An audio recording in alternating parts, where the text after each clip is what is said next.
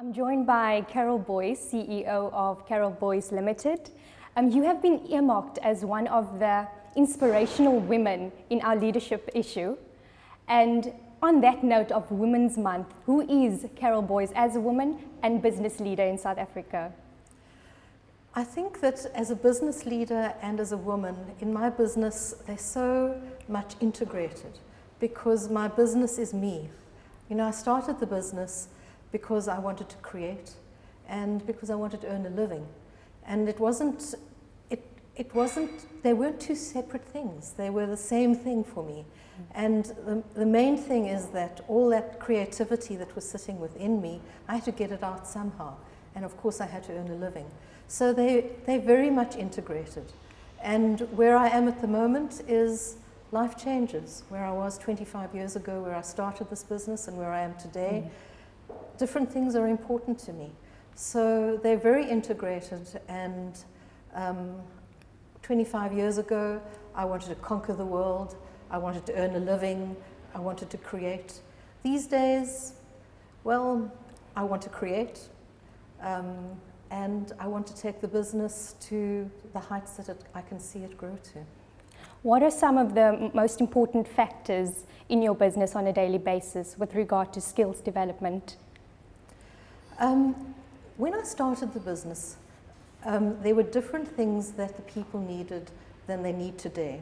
A lot of the people that started with me are still with me, and we kind of grew together. So we started with things, basic things, like many of the people couldn't speak English or Afrikaans, and for me to be able to talk to them, we had to do basic things like learning to communicate with one another. Other things were people wanted to learn to write, to read, to be able to develop themselves. We implemented those sort of courses. Other people wanted to learn how to drive, and we implemented that. And people have grown within the organization. These days, there are different things that we are teaching people. But the people have grown within the company, and they've grown within themselves. So as the company has grown, so have the people grown as well. One of the important things that I learned when I started out was that it is very important that the whole business doesn't rest on one person. I was very fortunate to have met the founder of the Foschini Group, Stanley Lewis, very early in my career. And what he said to me is, Carrol, your business as it stands at the moment is like an inverted pyramid. Everything rests upon you. And he said, you've got to turn it around. And that's exactly what I did. I decided that it's very important to me to mentor young people, to make sure that the creative ethos of the company continues. And I have a very strong creative team within the company now. Young people that I'm mentoring on a daily basis, whether it is in the art department or the graphics department, whichever it is, the creative soul of the company is very important. And those people are growing within the company, and that's really my main focus. As I stepped into your office, I actually noticed downstairs we've got the Monkey Business project. Would you like to tell me more about that? That's our social development arm. It was started many years ago by Barbara Jackson, Shirley Fintz, and Matapela Ngaka. It was a special project to help women in the townships, so that women who weren't able to get jobs in the formal sector were able to stay at home with their children. They were able to bead, and the items that they beaded, they were able to bring into the business to sell these items and to earn a living.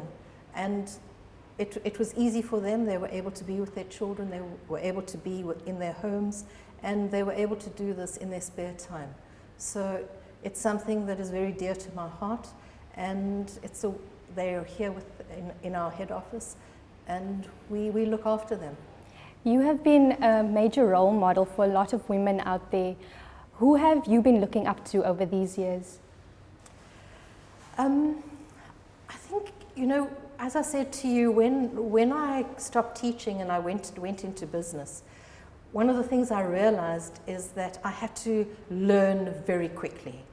And I got hold of a bunch of books, and one of the things that I've done throughout the years is I've read. I keep on reading.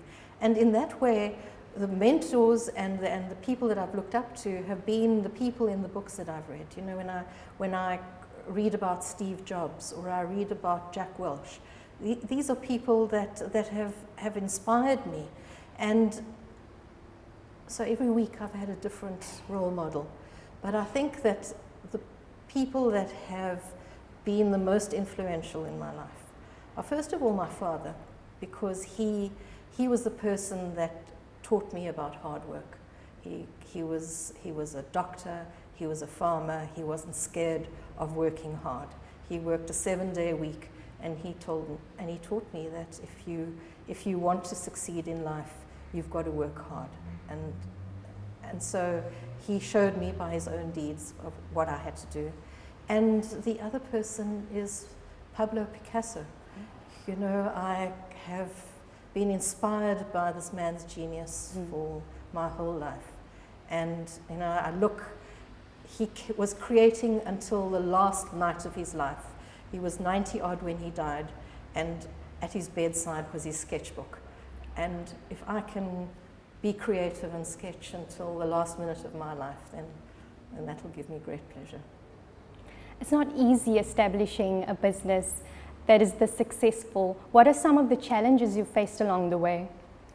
I think the first challenge was being in the sort of work that I did, as far as metal work, making cutlery. That was quite tough. I had to learn about these things myself. It was taking the technique of the jewelry industry and changing it into something that was bigger and using different equipment, but it was still the same sort of basic technique.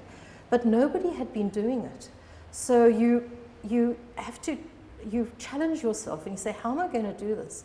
A lot of people, and that's one of the things that used to frustrate me, would say, just because nobody's done it doesn't mean that it can't be done. A lot of people said to me, you know, it hasn't been done, therefore it can't be done. And it was to be able to go beyond that and say, you know what, I believe it can be done. And to just keep on going and never taking no for an answer. That to me was one of the first frustrations that I had. I think that also understanding how to pace oneself in business, not to grow too quickly or to grow too slowly. I think that for me was quite a challenge. Somehow I think that women are more conservative than men. And I think that men probably are greater risk takers. And I had to get that balance between taking the risk in business so that I could grow the business at a good pace, and following my sort of natural instinct to be conservative and not to grow too fast. So for me, you know, I had to find the balance there. And I'm still trying to find that balance. I don't think I have all the answers by any stretch of the imagination. Tell me more about moving on a global scale from just starting off in South Africa. What was that like for you? When I first started out, a lot of people came to me from different countries, Australia, the UK, the US. Strangely enough, I think it was because of the success in South Africa that they believed that there could be the same sort of success overseas. So I found that a lot of expats would come home and say, wow, this could work overseas. And then they would act as agents and would take the product overseas. And I think that was a fortunate part of it for me, because I didn't actually have to go out and look for agents and look for markets. They were people that came home, saw the potential, and took it out there to the rest of the world.